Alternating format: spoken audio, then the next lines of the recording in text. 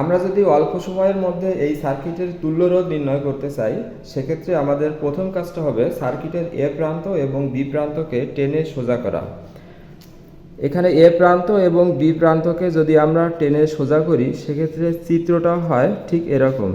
এখানে আছে 1 ওহমের রোধ, এখানে 1 ওহম 5টা 1 ওহমের রোধ পরপর আছে।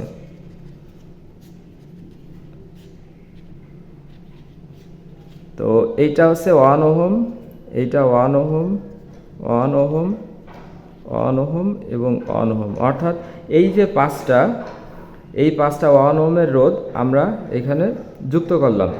5টা 1 ওহমের রোধ শ্রেণীতে যুক্ত করার পর আমরা যদি খেয়াল করি, এখানে এই 1 ওহম এবং 1 ওহম রোধের সাথে এই 2 ওহম রোধটা সমান্তরালে আছে, অর্থাৎ 3 নাম্বার 1 এবং 4 নাম্বার 1-এর সাথে 2 ওহম রোধ সমান্তরালে আছে। তাহলে আমরা এটাকে সমান্তরালে এভাবে কানেক্ট করলাম 2 ওহম রোধকে এই 3 নাম্বার 1 এবং 4 নাম্বার 1 রোধের সাথে।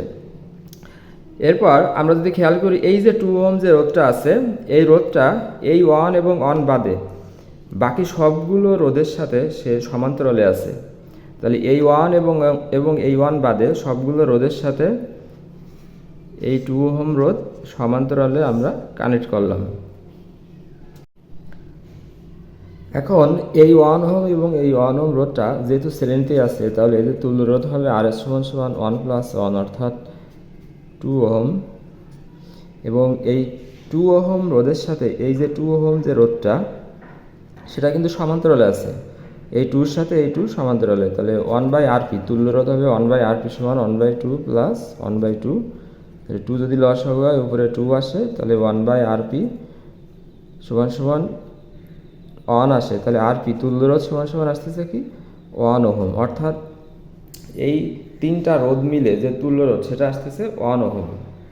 তো এখন আমরা সার্কিটটাকে নতুন করে সাজাই।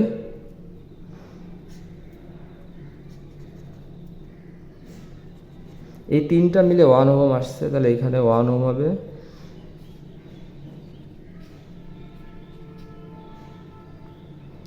এইটা 1 ওহমের রোধ ছিল, এটাও 1 ওহমের রোধ।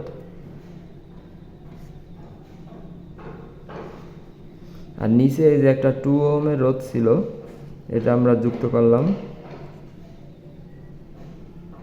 এরপর এই 1 এবং 1 যেহেতু শ্রেণীতে আছে, তাহলে এদের তুল্য রোধ হবে 2 ওহম।